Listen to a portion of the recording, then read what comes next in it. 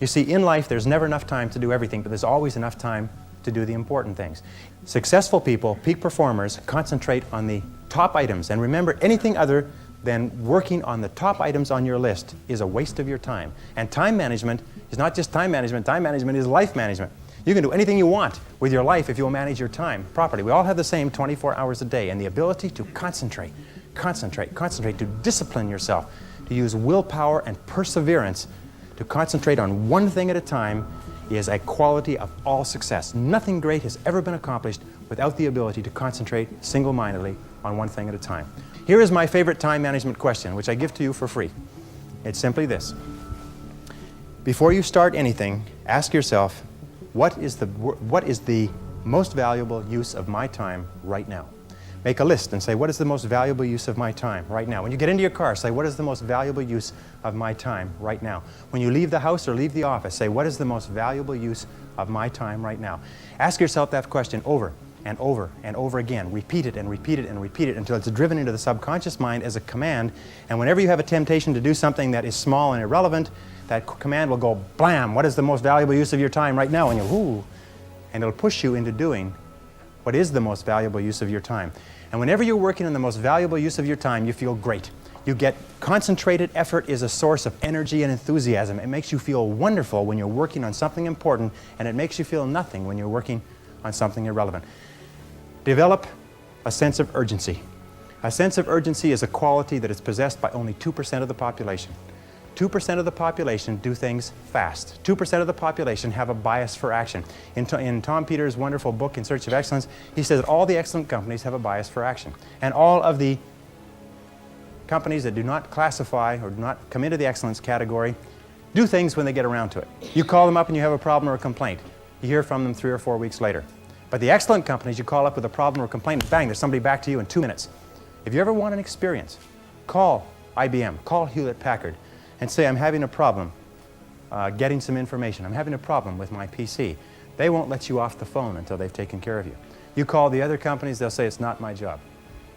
They say, the guy who takes care of that isn't here. When will he be back? I don't know. Can you take a message? I don't have a pencil.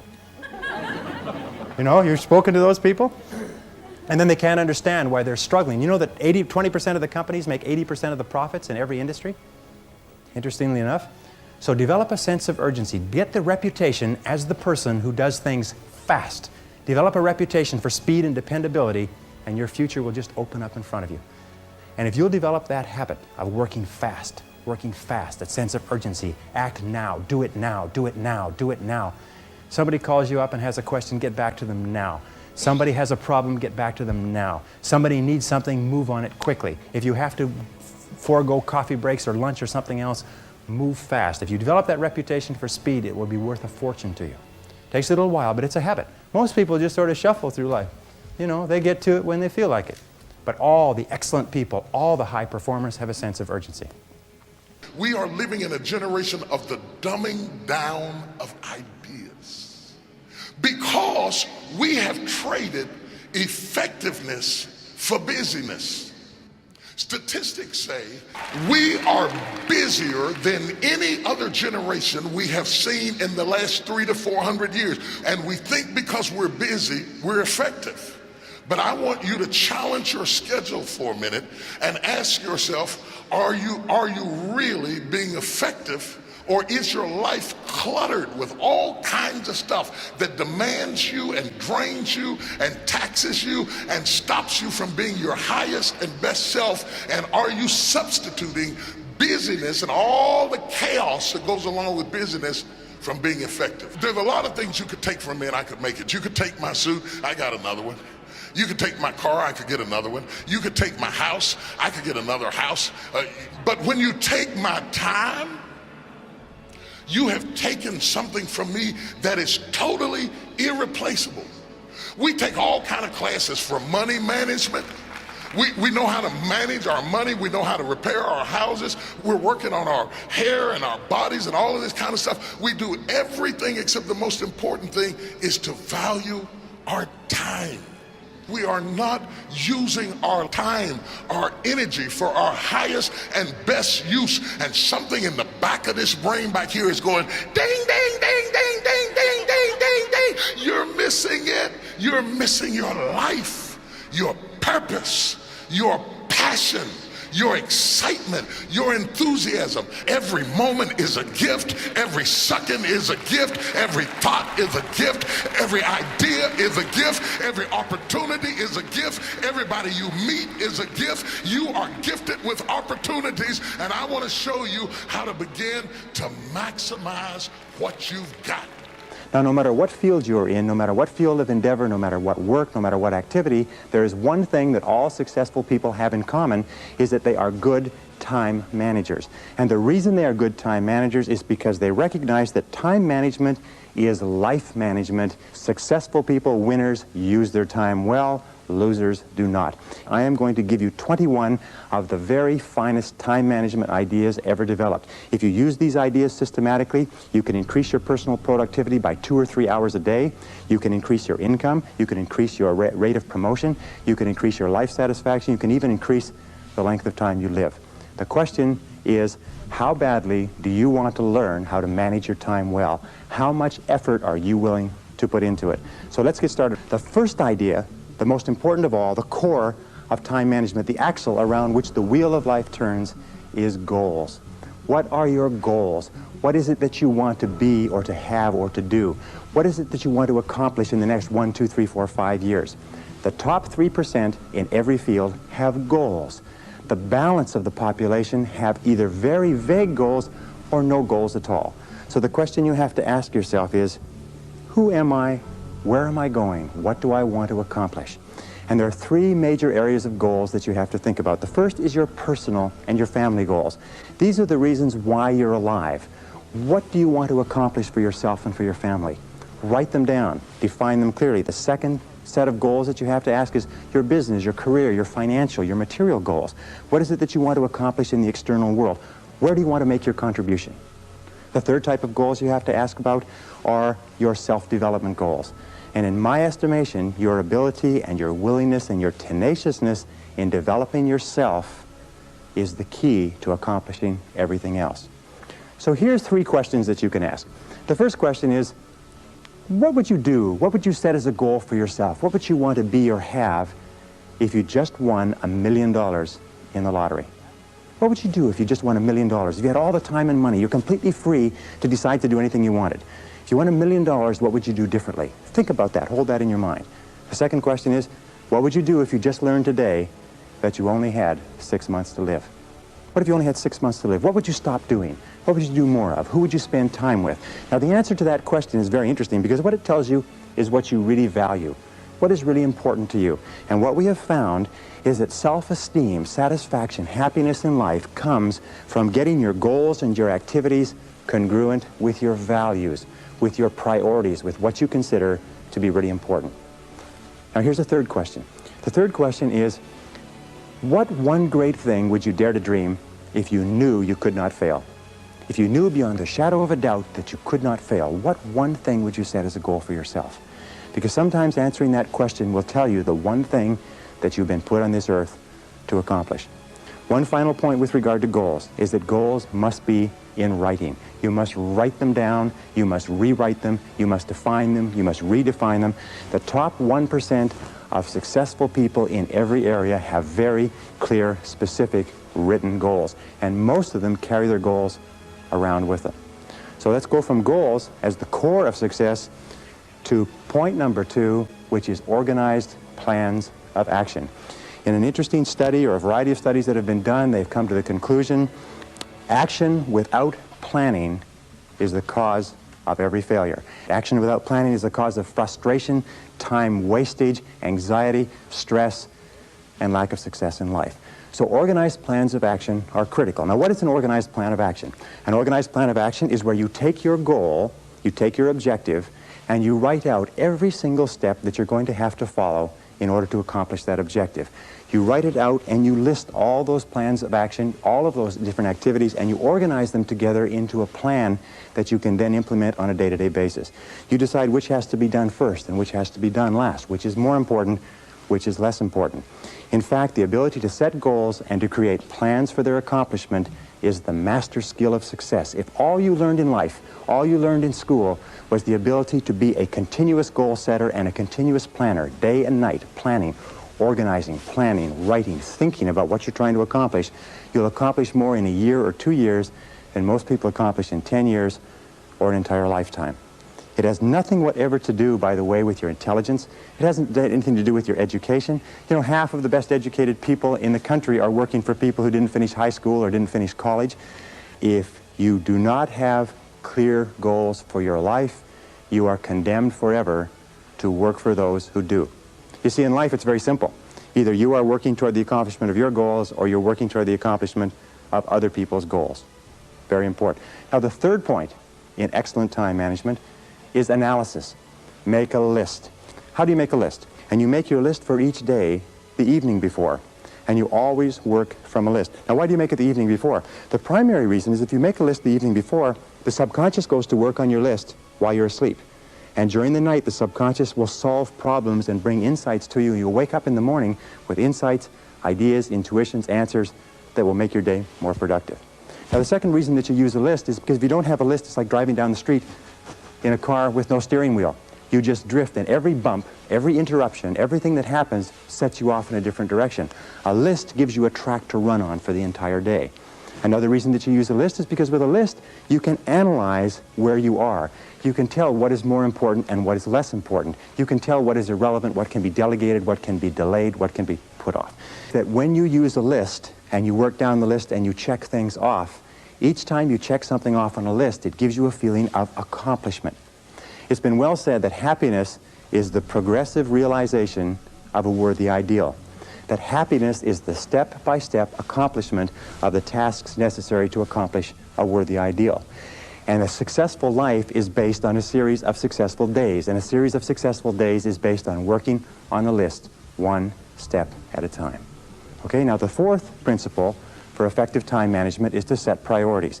It's interesting, there are many people who have goals, vague or clear. There are many people who do make plans, but the biggest single problem in human life is setting priorities, determining what is relevant and what is irrelevant. And in setting priorities, an Italian economist named Vilfredo Pareto in 1895 came up with a principle which is called the Pareto principle. We call it the 80-20 rule. It says that 80% of the value of what you do will be contained in 20% of the things that you do.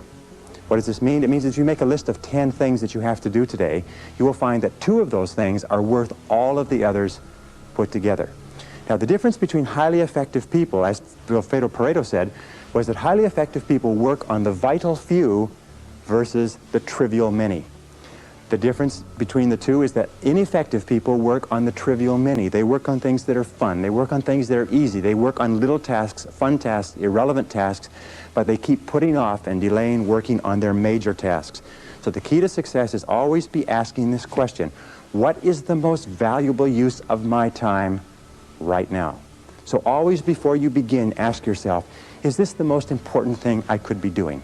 Is this my top priority task? Does this give me the highest payoff? Is this the most valuable use of my time? The fifth key idea in time management, which I am a fanatic on, is concentration. Learning how to concentrate is absolutely essential to success. As a matter of fact, it is impossible for you to accomplish anything worthwhile in life without the ability to concentrate single-mindedly on one thing at a time and stay with it until it's complete.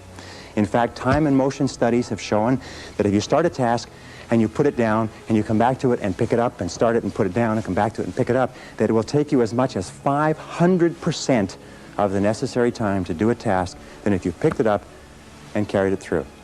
Alec McKenzie, great time management expert, Alec McKenzie calls this single handling. Once you have made a list of what you have to do, organized your goals, determined the highest and most valuable priority, then pick the most important thing and begin working on it and stay with it until it's finished. Now people say, well, if I stay with this task until it's finished, I won't get anything else done. That doesn't matter. If it's the most valuable thing that you have to do, it's the most important thing that you could be working on. Now it's a wonderful thing. When you concentrate and work intensely on an important task, it gives you a feeling of energy and enthusiasm.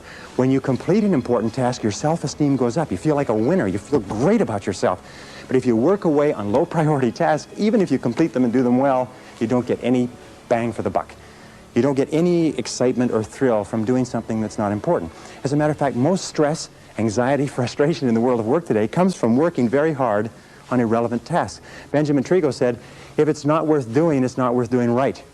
And I think it was Drucker who said, the very worst thing in the world is to do very well what need not be done at all.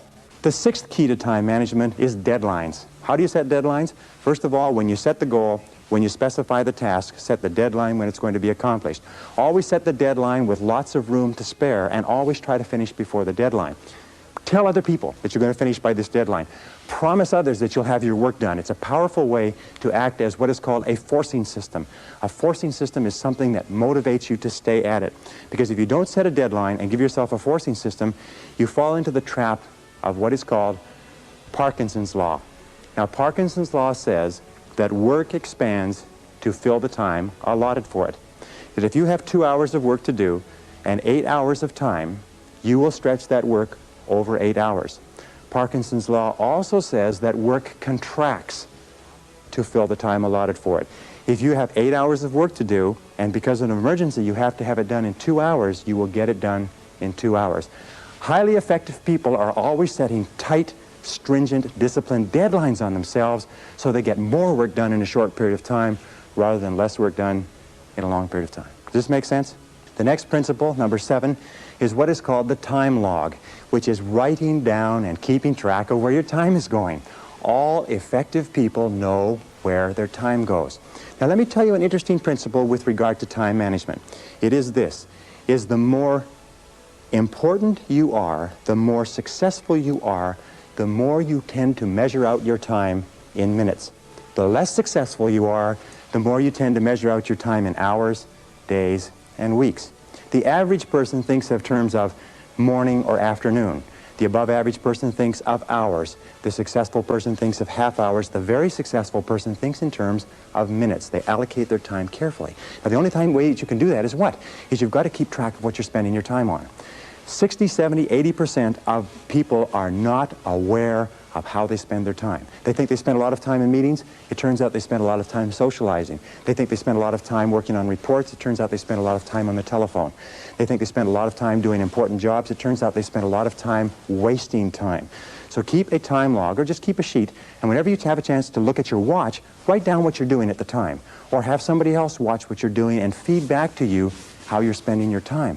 And then you have to ask, is how I'm spending my time consistent with my major goals, my top priorities, my high payoff tasks? And you'll find that it's not. And you'll also find that you feel frustrated and you feel stressed if you are not working your time on the things that you're supposed to do. So keep measuring your time, logging your time, analyzing your time. How am I spending my time? Am I spending my time on the things that are important to me? Am I spending my time on the things that give me a big payoff? And if you're not, keep adjusting and modifying your schedule. A very interesting point with regard to the time log is that self-discipline is critical. You've got to discipline yourself, and you've got to measure and analyze your time every single day, or you slip off it again. The next principle is the principle of procrastination. There's two kinds of procrastination. There's positive procrastination and negative procrastination. Positive procrastination is when you procrastinate on doing low priority tasks. It is when you procrastinate on doing things that do not contribute very much to your major goals.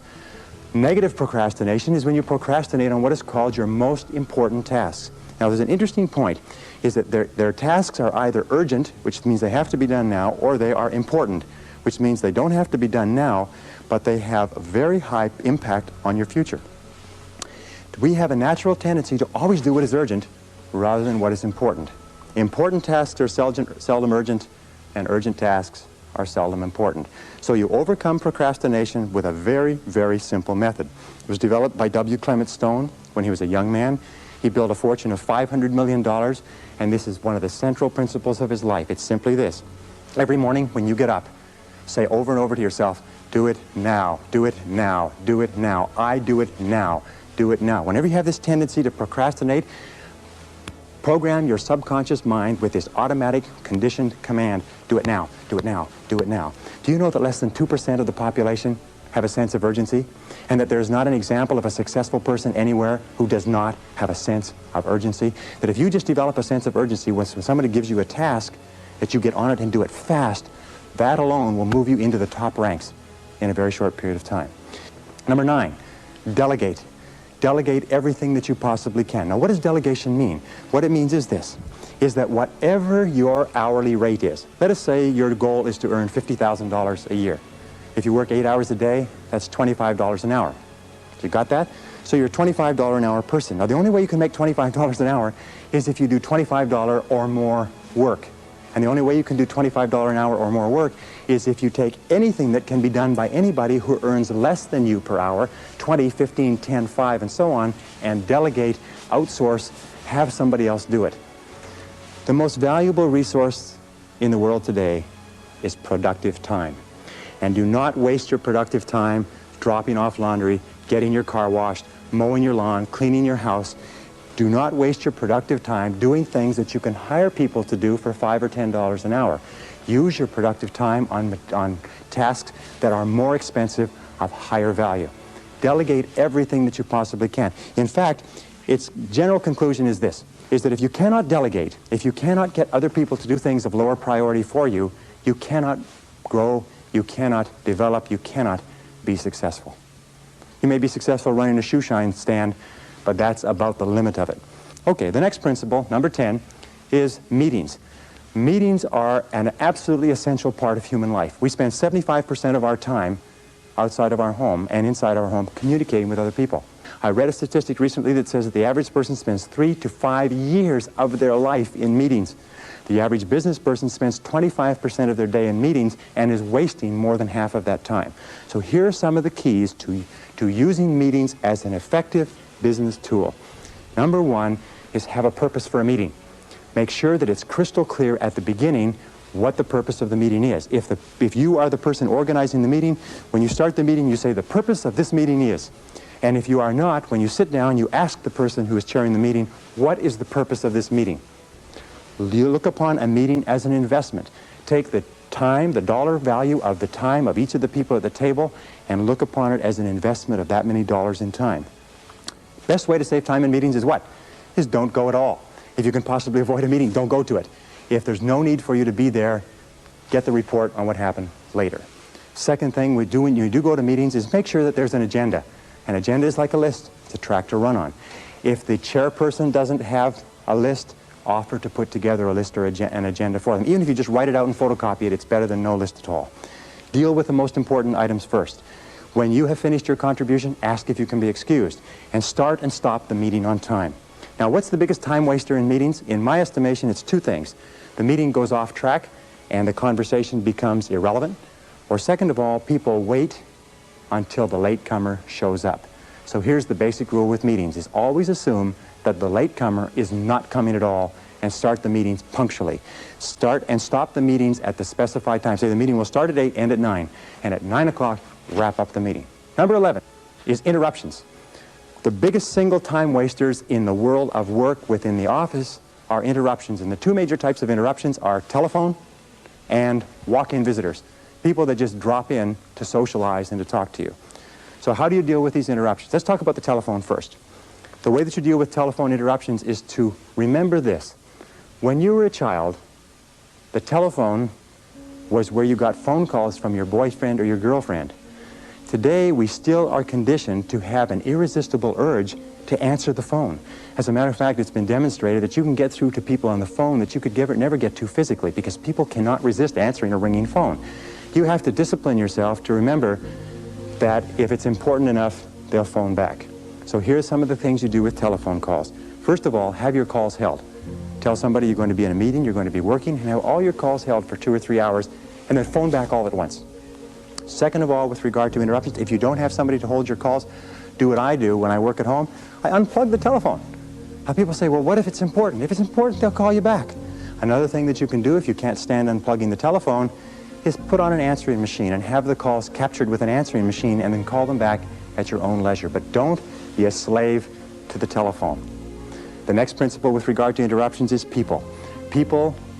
Most people are time wasters. That's the basic rule. Most people are time wasters. They waste your time, they waste their own time, they waste other people's time, and you have to be alert to it. So when a person comes in and they want to talk, they drop in without notice. The very fastest way to get rid of a person is to stand up when they walk in. If you stand up and stay standing up, they won't sit down. And you can lead them out by saying, there's one more thing before you go. And then just say it and lead them to the door. If necessary, and I've had to do this on occasion, a talkative person comes into my office, I get up and I start toward the door and I say, I was just leaving, and I leave. And the person follows me out and goes on somewhere to bother somebody else, and then I go back into my office. Now another key management principle, and in management, in time management, in personal management, this is essential. It's what is called key result areas. In other words, it is the key results that you have been hired to accomplish for your business. Even if you own your own business, you are still subject to key result areas. And the way that you find out your key result areas is you ask yourself this question over and over again. Why am I on the payroll? Why are you on the payroll? What have you been hired to accomplish? So you have to ask, what are the core functions of your job? What are the goals of your job? Now, many people say to me, well, I'm not sure. Do you know what the major reason for stress in the American workplace is today? Is people don't know what's expected. I would say 80 or 90% of people out there do not know what's expected. They're not sure why they're on the payroll. And here's a very simple technique for it. Go to your boss with a list of everything that you do and ask your boss to organize it in order of priority. Say what's number one, what's number two, what's number three, what's A, B, or C. Help him or her organize your list in order of priority and give it back to you. I promise you, you'll be surprised. But why is it that you absolutely have to know why you're on the payroll? It's simply this, is that you cannot perform excellently, you cannot do superior work, you cannot be promoted, you cannot get a raise unless you are doing and doing well the key things that your boss has hired you to do. Okay? The next, number 13, is batching tasks. It's interesting that there is what is called in the world of work a learning curve. A learning curve says this. It says when you do a job the first time, it takes you the most amount of time to do it because you're learning how. The second time it takes less. The third time it takes less. The fourth time it takes less. In fact, the learning curve theory says that you can decrease the amount of time by as much as 80% if you do the same job over and over again over a period of time. So batching your tasks is a major time management tool. What does it mean? It means that if you're going to make phone calls, make all your phone calls at once. Have your calls held, make them all at once. If you're going to do invoices, do all the invoices at once. If you're going to do correspondence, do all the correspondence at once. If you're going to read and catch up, read everything at once. It's been found that if you do this on a regular basis, you'll get so much more done by doing it and concentrating on batches of tasks than if you did not. So batch your task whenever you possibly can. Imagine what most people do is they do a little bit of telephone call, a little bit of correspondence, a little bit of this, a little bit of that, and they have no learning curve at all. Each one takes the maximum amount of time. So batch your tasks. Put groups of tasks together at once and do them at once. Okay, the next principle is neatness. Every single study that has been done says this, that if you will just clean up your work environment so it is completely neat and everything is off of your desk or your workplace except the one thing you're working on, that will increase your productivity by 20 to 40%. People have a difficult time understanding this, but I have tested it. I've worked with a messy desk, I've worked with a clean desk, and I tell you, I promise you, you will be astonished at the difference it makes. Now, how do you clean it up? Well, it's very simple. There's a very simple way of cleaning off a desk. It's called the TRAF system. The TRAF system has 4 letters. T stands for toss. Remember that in time management, your wastebasket is your best friend. So toss it out, throw it away. R stands for refer, which means it's not relevant to you, so you refer it to somebody else. A stands for action. And what you do is you take a file folder and you put it into an action folder, so it's out of the way. And F stands for file. File it away, do something with it. But before you file, always ask this question, what would happen if I didn't have this document? What would happen if I never could find this again? And if it's not particularly serious, throw that away too. Once you've done that, TRAF, you've tossed it, referred it, filed it, or put it in an action file. Once you've done that, then you start with your action file and you work through it. Neatness is important. Clean your desk, clean your workplace. Even in the kitchen, you'll find that if you take one thing out and use it and put it away, and take another thing out, you'll get far more done in a short period of time. Now, here's the rule. If you're not using it, put it away. If you're not using it, put it away. Even if you have to take the stuff off your desk and your credenza and put it on the floor, do it. Here's the final point.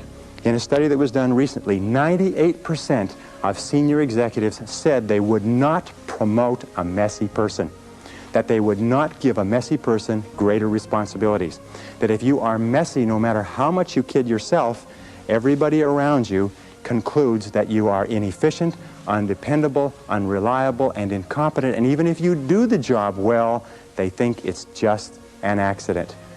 Number 16 is to use what we call transition time. Remember this, is that you will always be paid in life for the value of your contribution. And if you want to earn more, you must learn more. And the most successful people are those who are continually taking in new information, continually learning more, continually taking every opportunity to keep current with their profession and to advance their knowledge. In fact, the knowledge in every single field today is doubling every 5 to 7 years, which means that whatever you're doing, in order to stay even, your knowledge has to double every 5 to 7 years. Now, it's simple to do this. The basic rule is this. You should or you must spend an hour every day investing in your own mind, investing in yourself. You must take an hour every day and read and study and take notes. If you're doing less than an hour a day, you're falling behind. If you do 2 hours a day, you put yourself on the side of the angels. Now, here's some of the ways that you can get this extra learning time, this extra working time, this extra personal growth time. First and most important of all is driving or traveling to and from work. If you drive, the average driver today drives 12 to 25,000 miles a year. You can become one of the best educated people in your profession simply by listening to audio cassettes going to and from work or to and from errands. Now, another very important part of transition time is coffee breaks. You know, the average person takes 2 coffee breaks a day, 20 minutes each, 40 minutes a day. 40 minutes a day times 5 days a week is 200 minutes. 200 minutes times 50 weeks a year is 10,000 minutes. 10,000 minutes is 166 hours. 166 hours is over 4 full 40-hour weeks. Now, what does that mean to you? It means that if you just decide that you're going to read on a particular subject at your coffee breaks for the next year, you will be an expert on that subject before the year is out. Just when you sit down with coffee, make sure that you have something to read, whether it's time management or goal setting or personal communications or your profession. And most people sit there on their coffee breaks and they read the sports page and they don't realize that their life is passing them by. Well, remember, keep taking in more information. Use those, what are called gifts of time. These are gifts of time that are given to us by God, and we can do anything we want with them. But high-performing human beings use those gifts of time as though they were precious, and low-performing human beings do not. Which do you want to be? The next key is punctuality. My friend Joel Weldon says it very well. He says, if you're not early, you're late. That there is only one minute period in any appointment when you're exactly on time. And so if you aren't there early, you're there late. Less than 5% of people in America are punctual. Less than 5% of the population is punctual. And those people stand out. As a matter of fact, if you want to stand out from the average person, all you have to do is develop a reputation for punctuality. Pretty soon people say, boy, he or she sure is punctual. He or she sure is punctual. Now, let me tell you something about punctual people. If you ask a person, what do you think about so-and-so who is very punctual? They will say, I think this person is more competent, more reliable, more dependable, more intelligent, more valuable, and more likely to be promoted and given greater responsibilities than the person who is late all the time. The person who is late all the time is considered unreliable, sloppy, undisciplined, a poor time manager, and not capable of greater responsibilities. Why is it that people are not punctual? 2 reasons. One is they don't realize how important it is. It never occurs to them that when you are late for an appointment, you are insulting the person who has agreed to see you at that time.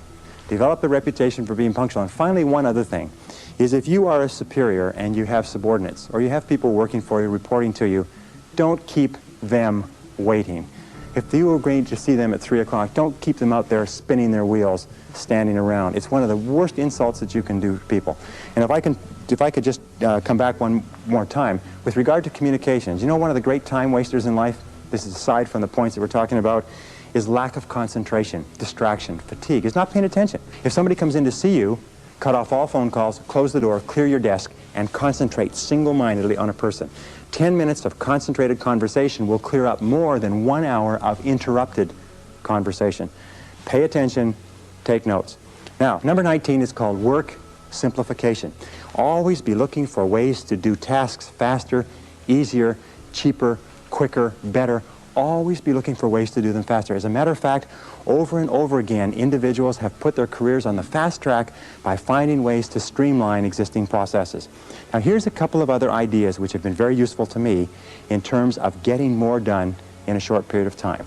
Here are the 6, maybe 7 key ideas. If you want to get more done in a given period of time, or if you want to get more done, period, you can do, 1, you can work longer.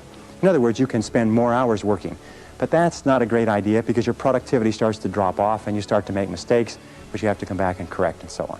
Number 2 is you can work faster. You can get more done within a short period of time. Number 3 is you can do fewer things, but do more important things, do higher payoff tasks in the same period of time to increase your productivity. Number 4 is you can do things that you are better at.